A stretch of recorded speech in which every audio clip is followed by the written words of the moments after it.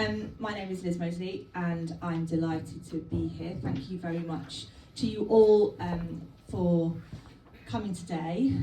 This is not a Tortoise think-in, but I do need to remember that because that's the things I do the other 7 waking hours of the day.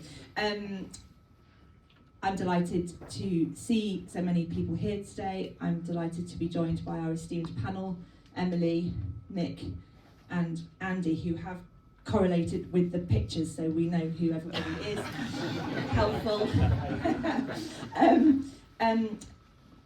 I work at Tortoise, I'm an editor there, and we depend on Alex and the digital crew for our digital marketing. We depend on Johnny and the pub crew for our app, and Nick's wife is my boss, so when he asked me to do this, I really mean it when I say I felt I couldn't refuse. But I love Manifesto, for those of you who know them, and I'm sure many of you do. They're one of those people who manage to be really brainy and tend to know the answers without being absolutely insufferable and smug, which for consultants is rare, so I recommend them heartily to you all. We're very grateful as well to Mixed Panel for hosting us in their swanky offices, so thank you very much for having us. We're here this afternoon to talk about engagement. It's nice for me to do a thing where I'm not talking about war or Brexit, but something that I know a little bit about, having grown up in marketing departments typically of media companies and things. We're going to try and talk about some of the things that are raised in this rather fabulous report, which is the next in a series of reports that Manifesto and the team have put together about subscription economics and direct-to-customer businesses and recurring revenues and all that good stuff that many of us here think about on a day-to-day basis, including myself in my job. And we're going to try and have a go at talking about engagement and all the different things that it can be. We're going to talk a bit about how you might choose to measure it, because that's not an easy thing to do either. And then if you do think you know what it means to you and your business and how you might measure it, what things you might do to change it if it isn't as good as you want for it to be. We will do some chatting at the front after Andy has talked through, Andy Bacon of Manifesto has talked through some of the key points in the report. But as we're talking, please do stick your hand up, don't be shy, ask questions, challenge us. If you think we're saying the wrong thing or don't know what we're on about, then we're very keen to hear your perspectives as well. And that is what we will do after Andy. But for now, please give it up for Mr. Andy Bacon's Manifesto. Thanks so much.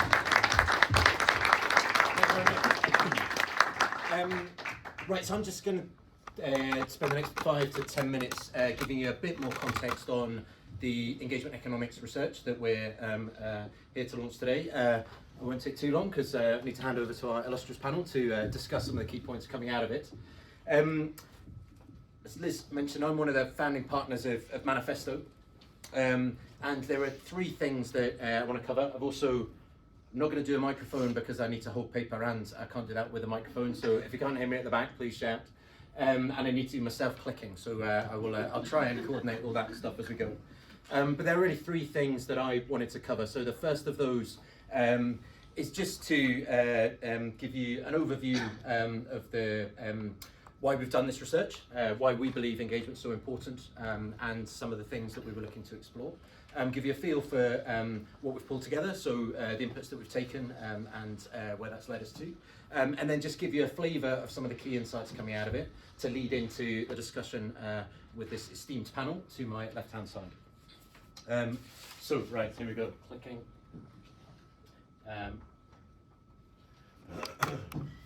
So I guess the first thing just to cover quickly is why we've thought it was important to focus this next phase and next wave of research around engagement. As mentioned, but Manifesto, In Digital and PugPig have worked together to produce this, all specialise in growing customer value through membership and subscription and loyalty-based business models. And through that work, there are 3 fundamental truths really that we see every day in the work that we do. The first is that in those business models, the vast majority of businesses lose money when they acquire customers and only make money if they can retain them. The second thing is that to keep customers and therefore deliver value, you need to give them reasons to stay, and that comes from building repeat usage habits over time. And that therefore means a core competency to be successful in those business models is being able to measure and understand and grow those repeat usage habits, which really shines the spotlight on engagement and why we're really honing in on this topic. Because unfortunately there's a problem with engagement. It's complicated. And so what we're seeing is the vast majority of media businesses and businesses in other sectors that we work with are consistently wrestling with how to define engagement, how to connect it to value, and then how to apply it effectively. So we thought that we would harness the collective wisdom of the media industry and kick off some research to really try and understand what some of the leading practices are and how we can start to find answers to some of those questions. So just to give you a flavour of what we've done in pulling the research together, we kicked off this research towards the back end of last year to explore these three key questions. How do you define and measure engagement? How are people approaching that? How do you then connect it to value? And what are some of the success stories? Where's that working well? And then how do you use it to improve delivery performance? So not just this understanding it, but actually using it to improve how different teams across the business prioritise. We've spoken to over 100 practitioners, people that are in the front line of media businesses who are living and breathing this every day. And we've also compared their perspectives and responses to some of the underlying performance data that particularly the digital and public teams are using to look at how to optimise performance. So they're the things that have gone into it, and the output is on your seats in front of you. But I just wanted to touch on a few key findings to give you food for thought and maybe tease up some of the questions and discussion points that'd be good to go through with the panel in a second.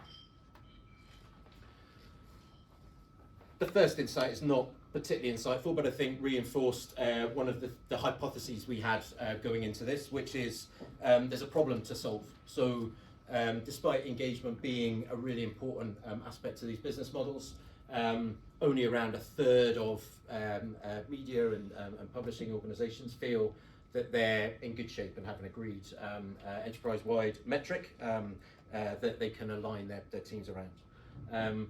There's a higher proportion of businesses that are measuring aspects of engagement and doing that across different functions, but only a third feel like they're really nailing down the right metric that works for different teams. So the next thing we did, given that as a backdrop, was start to explore, well, how are those 36% and other businesses thinking about engagement and what's working around definitions to begin with. Again, a range of different perspectives, but there was some commonality that came out around the need for effective measures of engagement to focus on these three things of depth, breadth and frequency. So by depth we mean things like dwell time, the depth of consumption people have with content, and potentially things like satisfaction and NPS type surveys. Breadth relates to the range of products that people are using and engaging with, and also the channels that people are engaging through. And then frequency is repeat usage or active days. So those three things as a critical dimensions of engagement is what we're seeing, particularly leading media businesses aligning around. The other key thing is the blend of those things and the relative importance is different for different propositions, dependent on the way in which customers engage with those propositions. So obviously for a monthly magazine title, the priorities for engagement are different to a daily news product. So I think those three things as the foundation and the starting point to then crunch the data to understand which are most predictive, which is the approach that we've seen to be most effective in starting to answer the question and get to a definition that works. The next bit just to pick up on is, okay, given that backdrop of a set of different factors that are important, how are people translating that into the simplest possible metrics that they can align teams around? Because there are a few things that came out from the research on this. One is that there's a recognition that time and effort is needed to crunch the data to get to a view of the things that are most predictive. So it's not just an easy, we'll go for that one please. There is work to do, but it's worth it because leaders are successfully establishing these simpler metrics based on the things that are most predictive. So we're starting to see active days emerging as a priority for news organisations, and actually they're being used as a key focus metric to align teams around common goals. For entertainment, hours per month is emerging as a key focus metric, with then secondary metrics that cover the other elements of engagement. So that primary focus metric around the thing that's most predictive, and then secondary metrics that let people cover the other aspects. Next bit I just want to cover quickly is connecting that to value. Again, recognised as really important by the vast majority of media organisations, but also something people are wrestling with. Again, when we look at what the leaders of more mature media businesses are doing in this space, then they have been able to connect engagement directly to value, and that's unlocked the ability to use it to drive business cases and investment decisions. So there's work to do to get there, but if you can unlock it, it becomes really powerful. The other thing is actually understanding that at the different stages of the value curve. So the curve we've got up here goes from left to right, conversion of traffic into transacting relationships and through subscriptions and membership. Being able to directly connect engagement to reduce cost per acquisition on the left-hand side and reduce propensity to churn on the right-hand side means people can make the right investment decisions. The other point on this that came out really strongly was understanding the tipping point. So actually, there is a point beyond which more engagement delivers diminishing returns, and quite often people had been focusing on engagement is just perpetual goodness, but that's resulting in wasted investment in over-serving specific audience groups. So understanding that tipping point has come out as a really important way that engagement can drive better return on investment. Right, nearly there. Two more things, and then I'll hand over to the guys. So the next finding is probably the most important in many ways. So a lot of people recognise that engagement is a team sport. Quite often it's marketing teams that lead the charge on this stuff. But actually the biggest ROI opportunities tend to be in content and product. That's where the biggest investments are. They're the things that have the biggest influence on customer propensity to use propositions.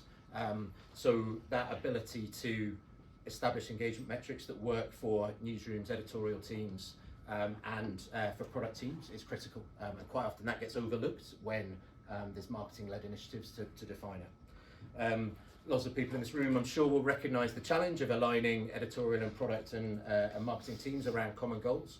But actually, the organisations that are doing this well have found that engagement can unlock that and have been able to get aligned objectives and OKRs for product teams that match to what marketing is trying to achieve, and let editorial folks really focus on the content that's going to drive these repeat usage habits. So it is unlocking a lot of opportunity for particularly the more mature news publishers who have gone furthest down this track. The other thing to consider here is actually, since it changes the role of marketing a bit. So rather than marketing, thinking about engagement in terms of how it improves and measures campaign performance, actually the more important role is to help content and product teams understand how they connect their investments to customer value. So that change is another thing that was interesting and coming through. So finally, last point I want to make, and then I'll shut up, is this point around test and learn. So it's clear engagement is an emerging discipline. Different media organisations are at different stages of the life cycle, and actually as we work with organisations across different sectors, then that's even more pronounced, and media in a lot of ways leads the charge, but this is being recognised as increasingly important to consumer packaged goods who are trying to develop direct to consumer, as well as financial services and other sectors. It's important to test and learn. The more mature businesses are doing this more successfully and replicating what a lot of the digital platforms are doing. We see a big opportunity to test and learn and collaborate between organisations as well, which is part of the reason we've done this research and are looking to bring groups together, because there's a lot of commonality in terms of what people are wrestling with, different things that people are getting right and wrong, and actually the opportunity is to accelerate progress towards using engagement effectively. Right, so with that test and learn ethos in mind, I will hand back over to our esteemed panel to help educate us and provide some more food for thought. I'll go back to your pictures. Yes, I think that would be helpful. Okay, give me a moment. Thanks very much, Andy. So I thought one of the things that makes working in media so exciting is trying to get everybody to agree with each other, and that was a theme of Andy's presentation just now. And I thought maybe a good place to start to bring in Andy and Nick and Emily is if you just tell us very briefly about what your job actually is and where in your respective organisations. We've got DMGT, BBC and Archant, 3 very different media organisations, different kind of commercial propositions, different business model, different place in the sort of media landscape. But you're 3 people who are all very involved with this engagement conversation, but you come at it from very different perspectives. So if you tell us a little bit about who you are, that might give us a bit of a sense about what sort of things you're going to be telling us today. Emily, do you want to go first? Yeah, okay. Is it true that you're a journalist? It is. Don't judge her. It is. Yes, so I have been a journalist for 12 years. I started at Archant, which is home to daily titles such as the Eastern Daily Press, East Anglian Daily Times. We've got about 30 weekly titles and then a bunch of county lifestyle magazines and specialist magazines as well. And I started at the EDP as a digital editor and have worked my way up within the business, but very much come from a content perspective. And now your job is digital audience director for the EDP, right? For the whole of Archant. For the whole of Archant. Yeah. And broadly speaking, it's your job to do what? So day to day, my job is I oversee our social teams, our audience teams. We've got many live reporting teams, our visual teams. So I basically head up all of the digitally types of role within the content function. However, I'm also somebody who basically represents content when we work as a group on projects, of which Touchpoints is our most recent project, which has seen us team up with PugPig, and we're launching new apps for our news titles and also topic-specific ones as well. Okay, so very much a sort of content and product-led. Yeah, I kind of sit in the middle Yeah. between content, product, data and insight teams, really. Brilliant. Okay, Nick. Now you're director of audiences, so similar job title, but you're at the BBC. And what's your vibe? So it's more the data and insight. So I'm responsible for the audience data, audience measurement, insight, social listening, and also the complaints unit. Nice. Um, They're very engaged, those ones. Very engaged, yes. And quite interesting, useful insight can emerge from that. Some early warnings of something that's gone wrong. So there is value in that, definitely. But yes, it's the management of all of the data and insight about all of our services in the UK. So the TV channels, the radio stations, the digital products, the kids, sport, everything. And the purpose, I think, of the team is to ensure that the BBC is making better decisions to deliver value to audiences. Most people pay the licence fee, they should get value for money. So that's what we're about. Fascinating. So data and insight generally as your background, and that's the sort of thrust of what you're there to do, to know the numbers, interpret them in order that better editorial decisions, that might not be the right word quite, but that sort of thing. Better editorial decisions. I mean, we obviously there's a legacy.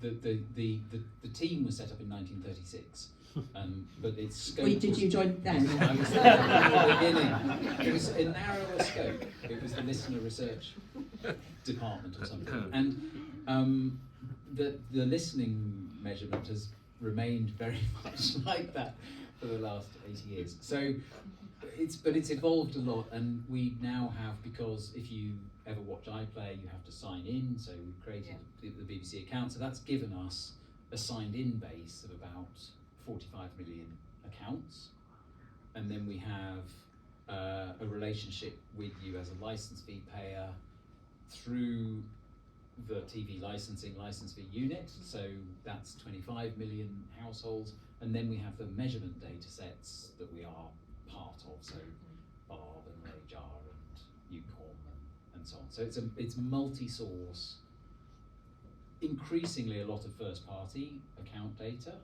for all the sounds and iPlayer use, but it's important that we get visibility of what's happening in the market. So measurement of the competitive set is as important as measuring our own products and services. Okay, brilliant.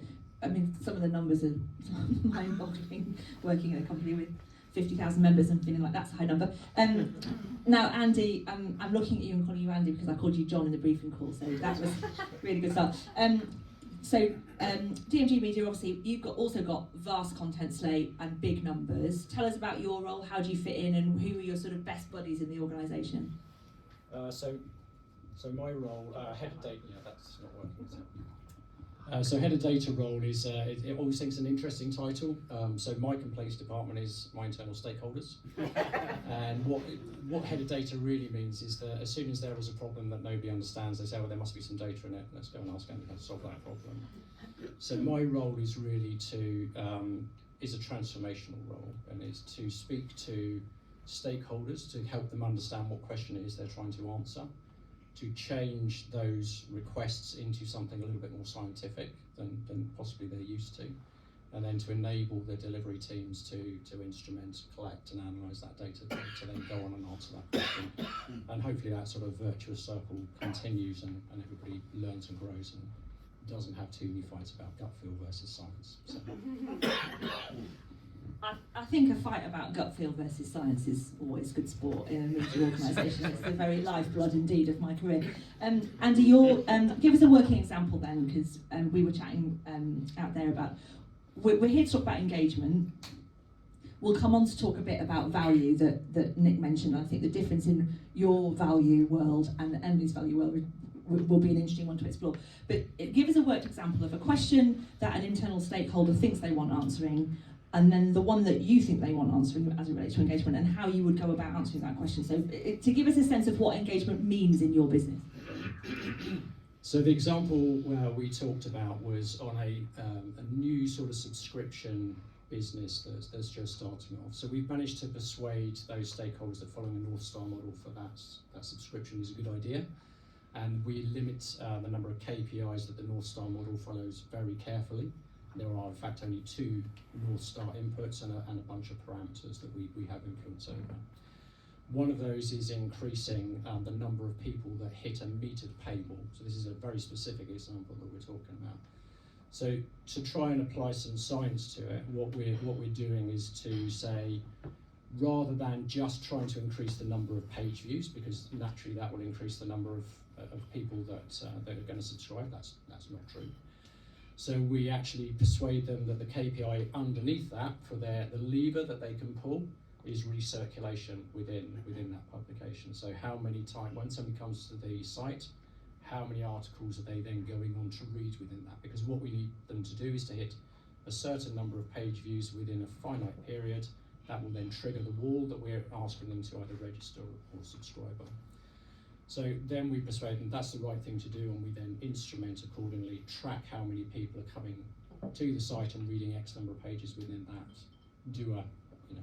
Do a graph that shows them a nice, pretty 7-day rolling thing over a 30-day period, and then say, okay, what levers can you pull in order to influence recirculation? Let's say we'll put a read more widget at the bottom of an article. That's the experiment. Then we watch that experiment mature. We may do some A/B testing, but the idea is that we'll expect those KPIs to go up, and then we fine tune it a little bit and say, okay, so we're seeing X number of page views going up, but that's not actually hitting our meter. So that might actually indicate that we might need to lower the meter reading on it to actually trigger it at a lower page count. So that's a sort of a working example of how you turn a very vague business metric and a misunderstanding as to what the engagement metric actually is into a worked example of a discussion point that we can have at a weekly meeting. So it's fascinating to think of, you've got the KPI and now you're in the bit of the process where you're trying to hit the KPI and you're testing and learning and what have you. There was a bit of re-education that you breeze over, which is people think what they want is page impressions. It's not, it's recirculation. I'd love to know a little bit more about what happened in the journey where everybody agrees, actually, it is this, how many people hit the meter paywall, that's the thing we all want to care about. And then the part which is, you're wrong about the page impressions, it's something different. How did you get alignment on those two things? Because there's nuance in both of them, right? Yeah, there is. I mean, the misunderstanding, I don't have somebody here to argue against me, so I'm going to call it a misunderstanding, but is because we're coming, in this particular case, from a news organisation that is very much about breadth and very much about how many people can you get to the site. That's really the immediacy of it. Trying to check, so the conversation was then not so much around the metrics to start with, was a case of saying that the focus is changing from programmatic to subscription. Subscription has a long burn. This is the journey that a user will go on. They will start here, they will go through these sort of cycles within their life with us before they finally die with us. And we have to understand each part of that journey. So therefore it's not something we can tell you tomorrow. You have to trust that the measuring the user journey is going to give you the information that you need. We're going to make the assumption that the business case has already been agreed for the investment to do that, and that business case is going to be based on some metrics that's been signed off by the person with the checkbook, and trying to then scientifically tie some of those levers that can be pulled by, say, editorial, for example. They can, if they're going to produce more content of a particular type, that's a lever that they understand they can pull. So we can write a formula in an ideal world to say, history shows us over, we've been measuring for a little while, history shows us that audiences who read this percentage of this type of content are more likely to subscribe. Therefore, wouldn't it be better if you maybe try to write some more of that sort of stuff? So that the education is really about taking them on a journey of understanding that a user has a lifetime, and it's not literally about what somebody is doing the following day. I guess the depth of trust in those relationships with editorial, as always, is a sort of killer factor in whether you can be successful in those conversations. I'm going to come to Emily. We were chatting before, Emily, about how you think of engagement in your world, and you mentioned this phrase, brand lovers. Just tell us a bit about what a brand lover is. How do I know if I am one? Yes, so by the way, Andy, everything you just said there totally resonated. And from an editorial side, we're doing pretty much exactly the same thing. But what Archant consider a brand lover is a reader that returns 7 or more times within a month. So what we are doing is trying to convert our casual readers into loyal readers, into brand lovers, with the idea being that it's the brand lovers who are more likely to part cash for one of our apps. So what we do on a fortnightly basis actually is look back at data. We look at the categories that our brand lovers are enjoying the most, whether that's health, education, crime, local council, and then essentially prescribe the volume of stories we want within each category based on the data that we've received from our data and insight team, and my audience team kind of, add a bit of editorial insight to that, I guess. And then we roll that out to our editors on a fortnightly basis and expect them to hit the quantities of content that we want. Okay, so I'm the editor of the Eastern Daily Press, and I've just received my fortnightly content schedule. Mm-hmm.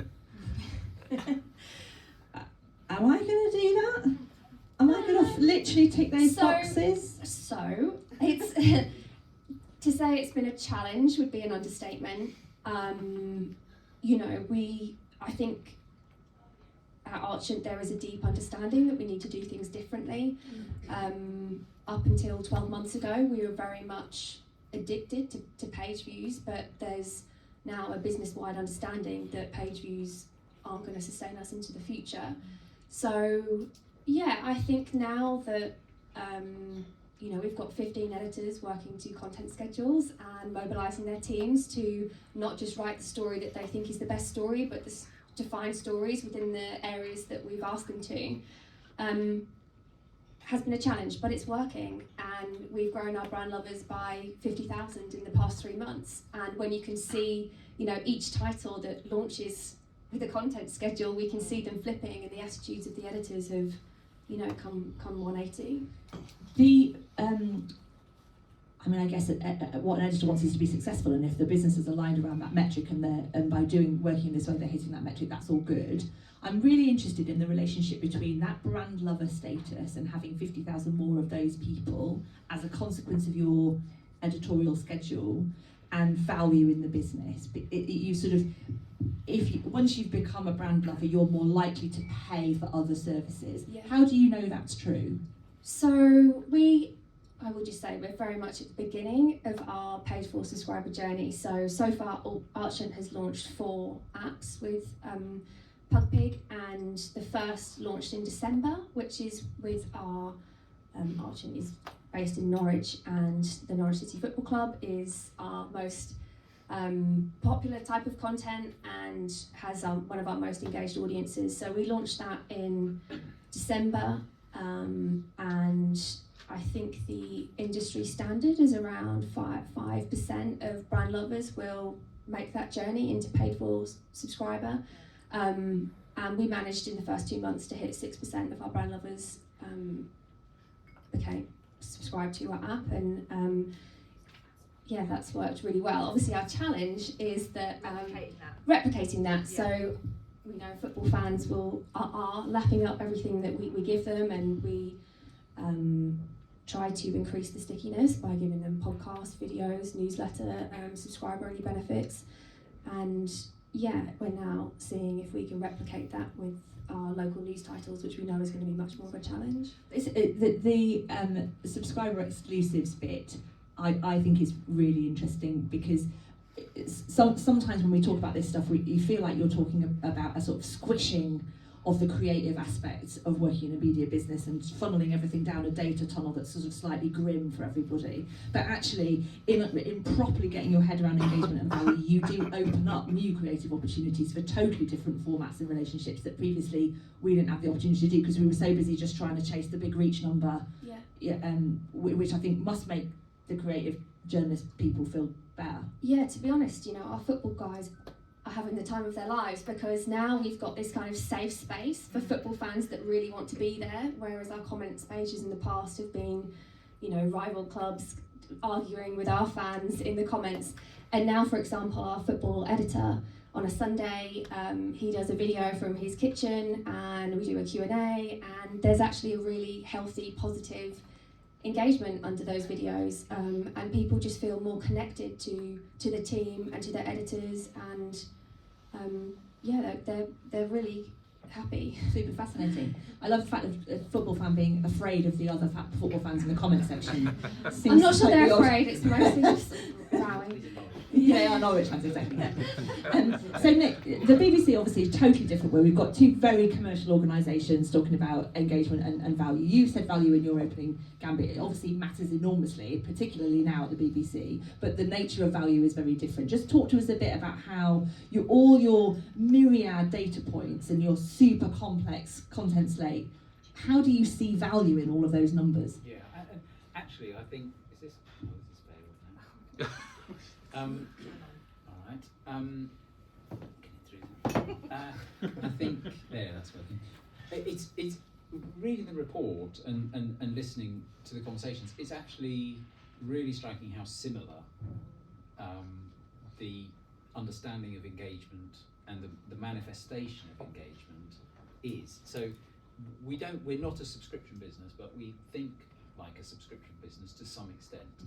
And so when we think about value, we are thinking about engagement. We're thinking about engagement with the brand at a level where you feel good about it, support the business model, happy to pay the license fee, those things. And then we think about it at the micro level as well. We think about it as sort of, was this an engaging experience, be it watching the TV, listening to the radio, or trying to find something to read on the news app, and looking at it at that through the data team, looking at it at that micro level is very important, because ultimately, if you have dissatisfactory experiences at the micro level, it means that you don't come back. It means if you can't find content that's relevant to you, you don't come back, and that impacts on the top line. So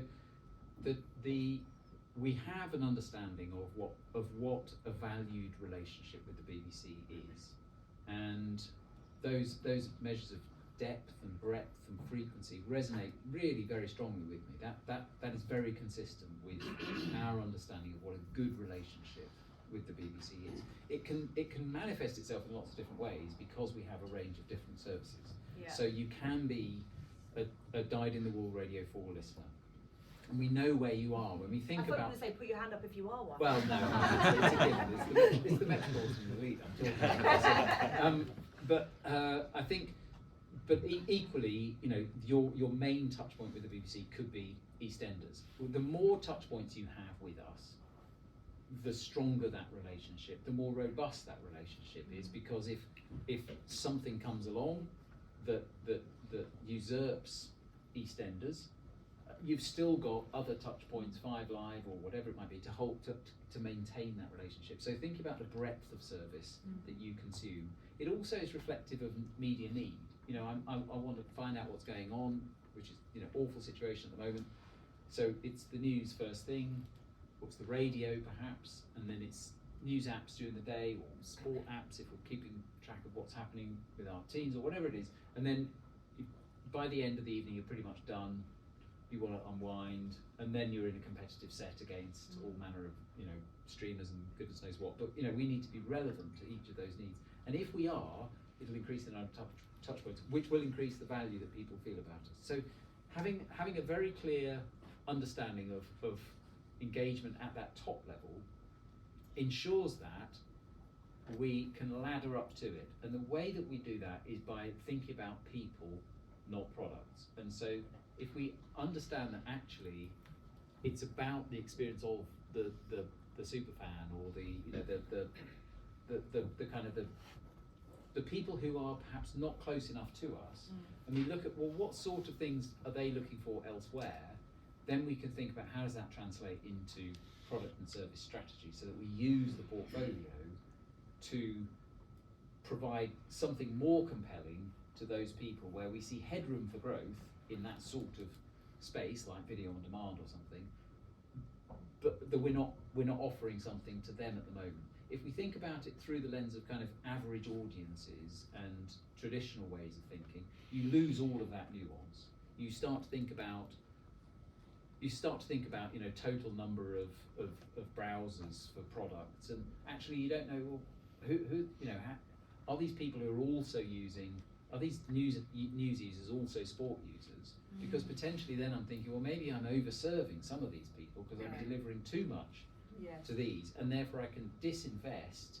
If I think about a threshold of value, or I think a tipping point, that sort of thing, then you really start to be able to think, well, I just need to do enough to have a good relationship, and then that's when everything starts to change, and you start to unlock money in the organisation, so that you're trying to get everyone to have enough rather than just do everything for everyone. Yeah. I don't know if any of that made sense. No, absolutely, it does. Yeah, let's. The tipping point is a really, this idea that could be diminishing returns on some forms of engagement, and understanding that not everybody has to be as engaged as everybody else. That must come up a lot in your business too. Yeah, it does. And I think the fascinating thing when you were talking there is that there's a big difference between acquisition and retention when it comes to, so you've got I'm very envious of your position with the number of users you have in order to do analysis who are actually engaging with your product at a known level, because that's actually quite difficult for subscription businesses, because analysing and having a set of KPIs that are relevant to acquisition when you have a big funnel and you're trying to convert a small number of people, like a big number, but it's a small number in reality. And then what happens to those small number of people after you've got hold of them and you need to hang on to them is very much what you're talking about, Nick. And that's actually really difficult to do with small scale.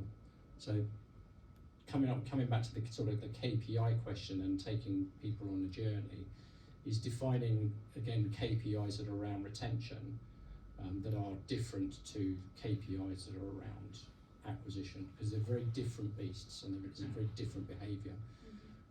Talking then to the editorial side, for example, they're actually, at that point you can get them seriously engaged in the content, because it really is at that point is their content that's keeping them. The other thing that's worth mentioning, we can bounce it around here, is different groups of people behave in different ways. So making sure that you are building your cohorts of people on which to do your analysis correctly is hugely important as well. So not everybody behaves in a particular way, and the question of over-serving is key there. And then we start drifting into cohort levels of personalisation, etc., which we could probably talk all night about that sort of stuff. But I think it kind of leads into the same sort of set of questions, which is work out what it is you're going to measure, try and understand the cohorts you're going to do, and move on from there. Let's just talk a little bit more about this acquisition and retention point, if we may, because we would expect that we would have, and for the most part today we already have had a conversation mainly about retention and growing value, and the customer's already there, what have you. But you've mentioned that you use engagement, that kind of chat a lot in helping you to analyse the acquisition journey, the bit before you become a paying customer. Engagement is key in that as well. Just talk to us a bit about some of those KPIs and how they are distinct from the in-life customer KPIs. The example, the example I gave at the beginning is actually, it says there's an acquisition KPI, which is about how those funnels of people are behaving. So you're trying to do, in the acquisition phase, you're trying to do a couple of things. You're trying to identify people who have a propensity to engage further and try and do something about improving that sort of recirculation within your product, and who have a propensity to part with their email address and then ultimately part with their cash. The other thing you're actually trying to do is trying to identify who the waste of time users are, who are rocking up for one view and then never coming back again. And that tends to be, historically, around which channel is performing better from a marketing point of view. But I think we're slowly starting to mature away from pure performance marketing more into cohort analysis. So it's more likely that there are a cohort of people who are going to engage if they come through a particular channel rather than throwing the whole of the channel. Social media is a good example of that.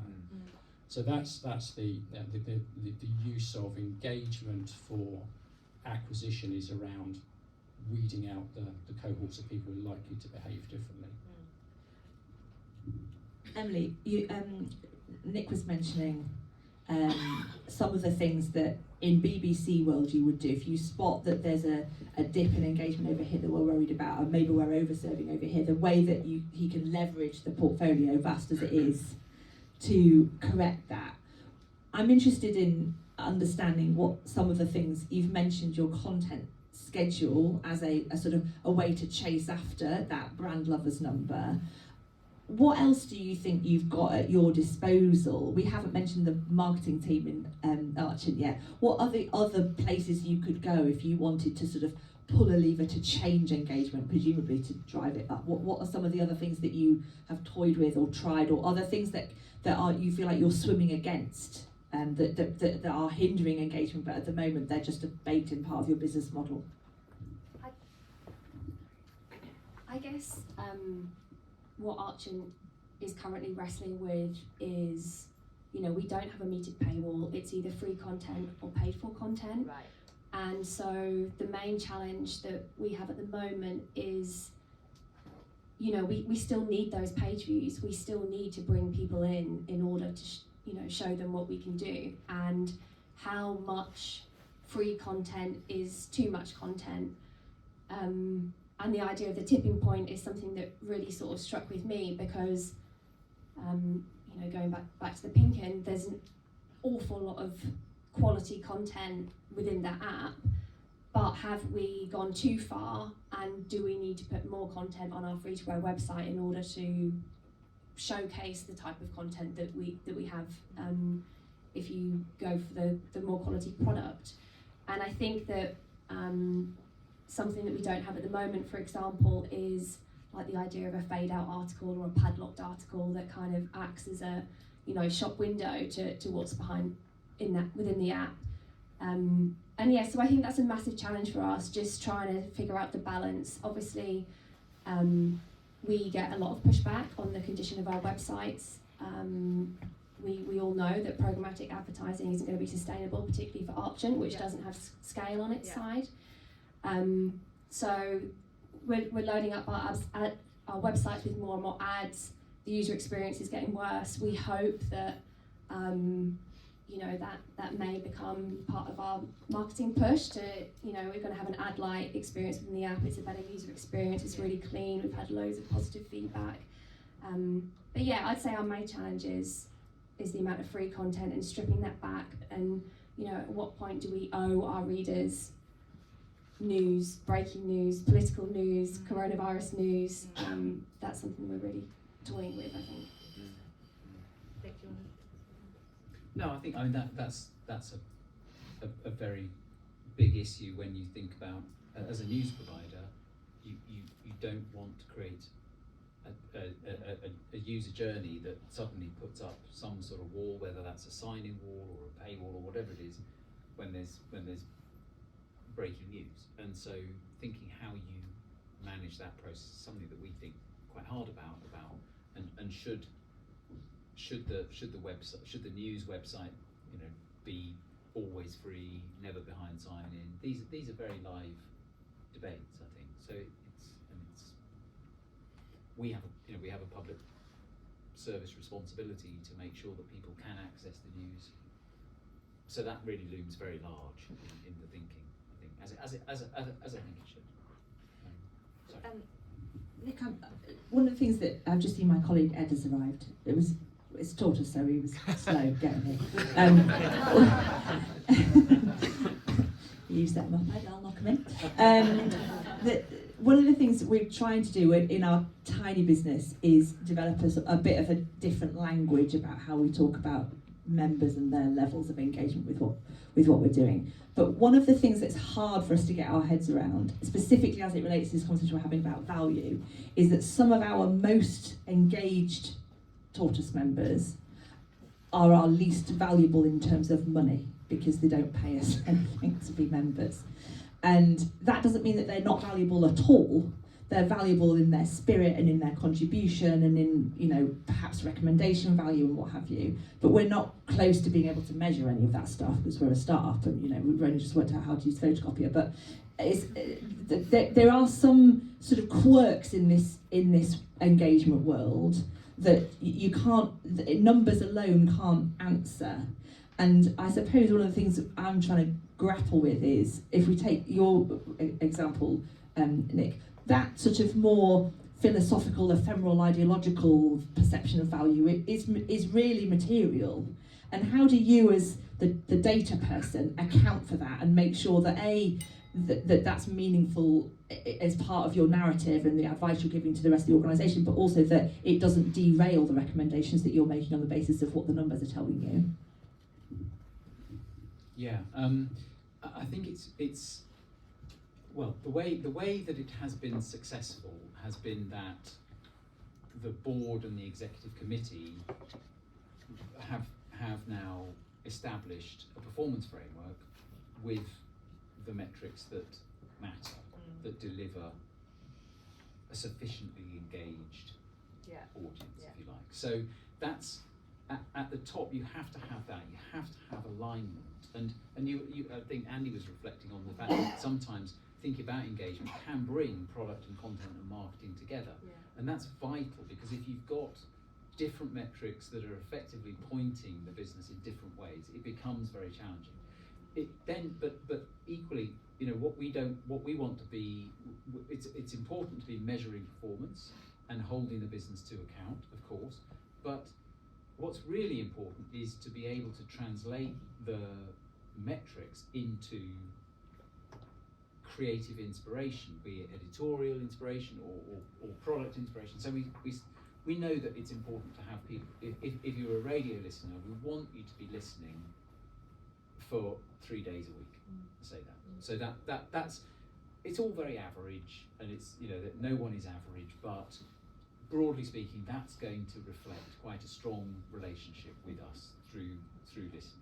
So we can't go to the business and go, make people listen for 3 days a week, because it doesn't make it's not helpful to them, and all we do is report back on how they haven't done it. So turning that into a creative strategy and going, you know, what would it be like to get one more listen out of people, and thinking, what could they do? And then the controllers can think, well, I've got talent who are real magnets for some audiences, and we can see that those are the audiences that are only listening for 2 days a week. So we want to, how can we make that talent appear 5 days a week, not 3 days a week? And that encourages another day of listening, and suddenly it translates into creative strategy. That's where it's working well, but it only works well if you've got consistency, and each of the metrics at each stage, right down to the micro level, ladder up to the top line. Is that help to answer that? It does, definitely.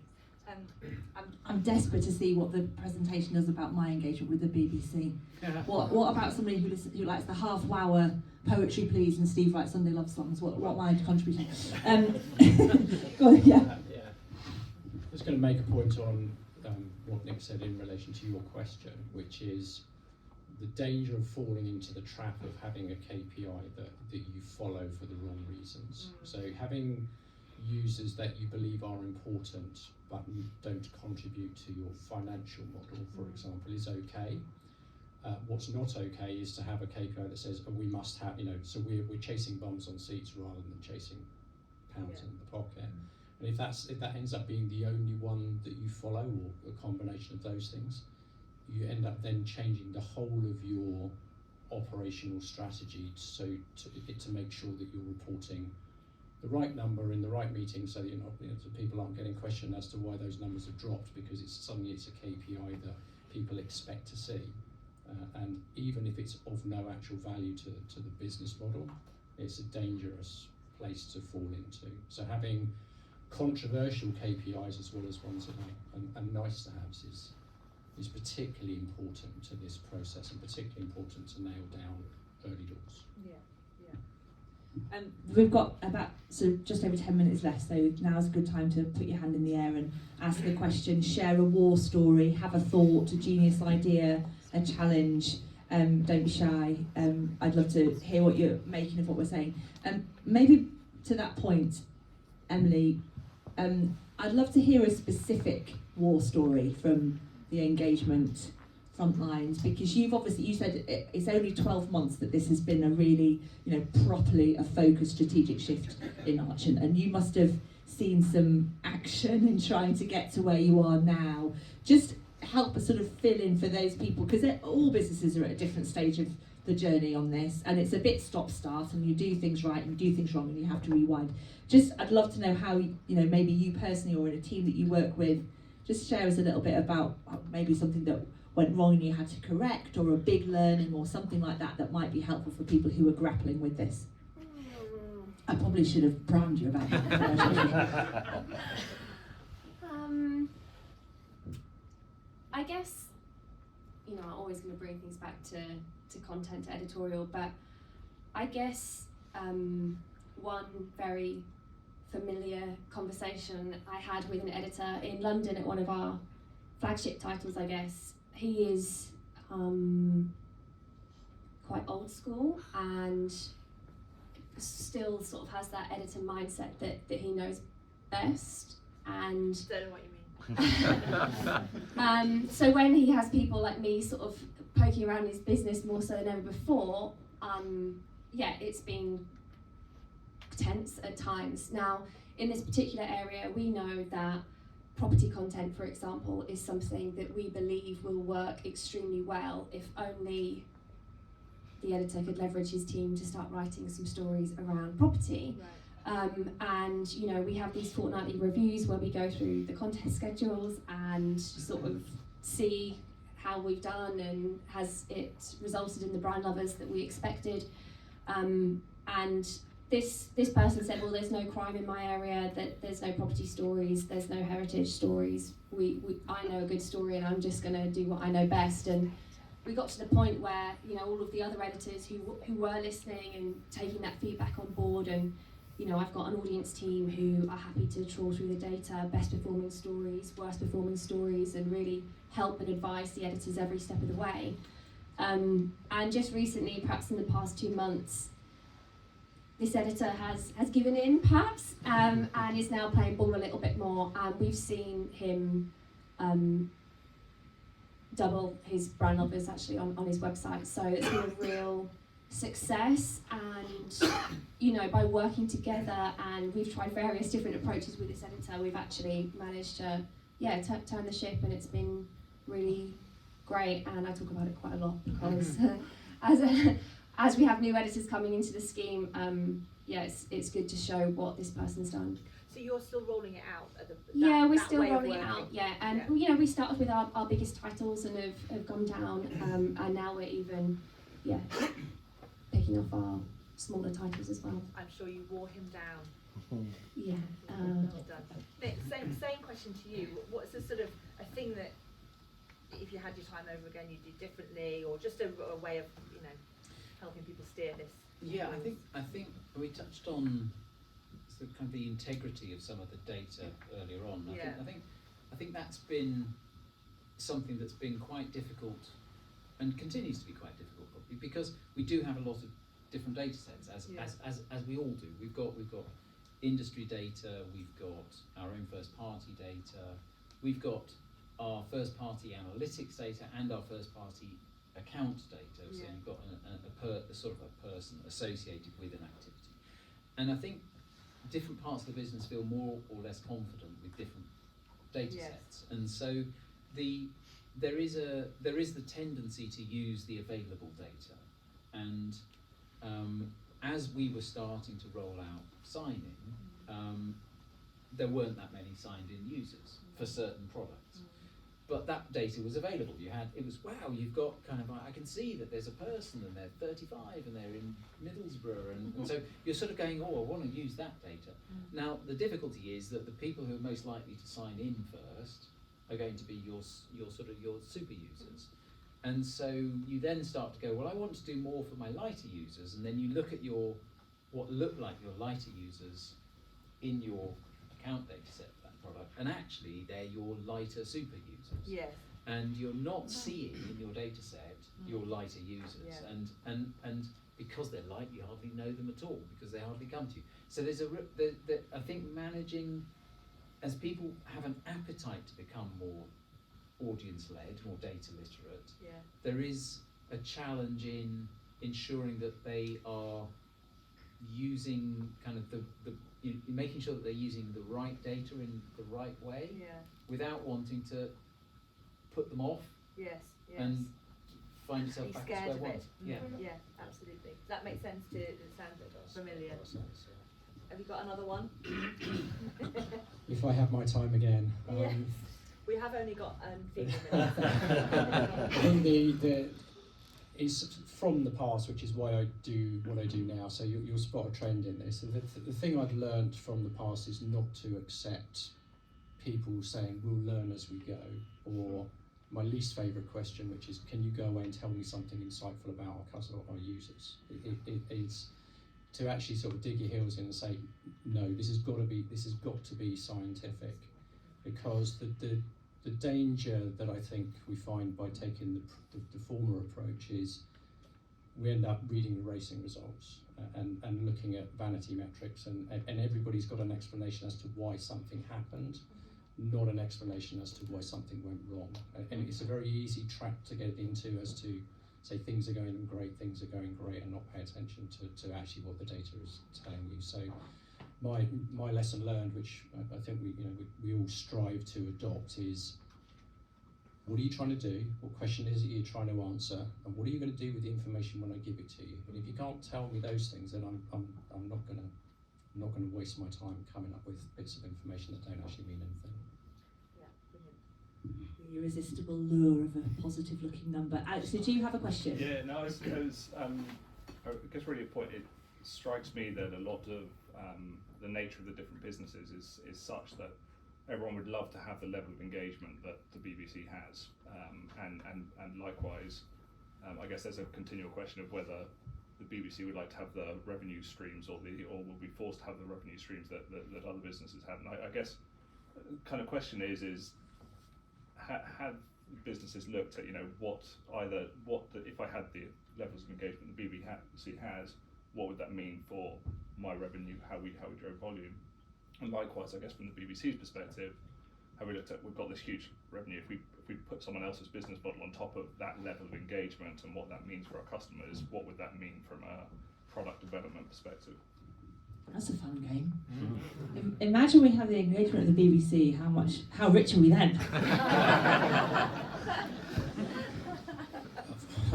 Well, yeah, I mean, it's quite unfair on Nick actually, this one, because he's forced down this route that is the business model that they have. So they're generating data based on their business model, and other people are generating data based on very different business models. So if it's easy for me to say, well, if we all of a sudden, Nick had to put up a paywall in front of those customers, the engagement would change. Yes, it would. I suspect he'd be in a very good position to be able to understand what was going on because of the user base that was there. But you have to pick your approach based on your model. And we have, in our group, we have very different models for different types of businesses, and they have different KPIs and they have different levers. So picking the right levers for the right model is great. So that's a bit of a hedge question, but yeah, I think it's I think it's not apples and pears really. I guess we're slightly veering into a different thinking territory here, but obviously this must be talked about at the BBC now in particular. Reflect a little bit on that. It's a very live question because we can't be sure that the current funding model will last forever. I think if we work in the direction that we are doing at the moment in trying to maximise the number of people who get enough value from us, perhaps we will ensure strong public support for the existence of a licence fee model or some sort in the future. And I'm not going to speculate in public about what that might be, but equally, the BBC. I think you framed the question slightly wrong, because actually, the level of engagement with one of your core readers of the EDP is probably just as strong as the readership of BBC News. So it's not like we are the kings and queens of engagement here, and we struggle with acquisition to drive, think about the engagement metrics, to drive people to start to use products more. So we have the same sort of funnel model of those, so I don't want us to be like, oh, it's all great. But I think we do, we are a commercial business globally, and so we are thinking, well, what would the BBC globally look like, and how might that change our product set in the UK? Definitely. And don't forget, we do have a kind of paywall. If you use iPlayer regularly, you do get asked, do you have a TV license? And we can associate your behaviour with your TV license, and we're coming for you.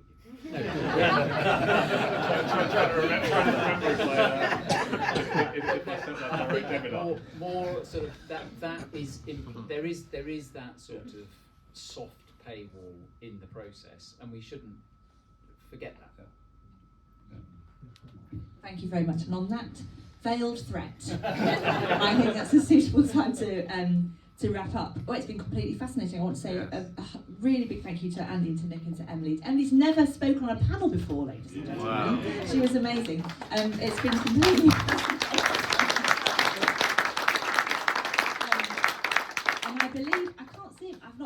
passes on. I'm handing back to James McLeod, who is, heads up the UK business for Mixed Panel, who are looking after us today. So thank you very much, James. Thanks, Liz.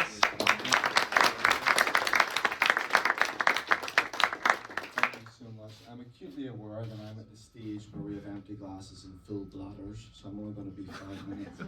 I just want to say thank you very much again to our panels and to Liz, who was absolutely fantastic. Welcome. You will definitely be getting a spot narrating or doing panels for us again, hopefully.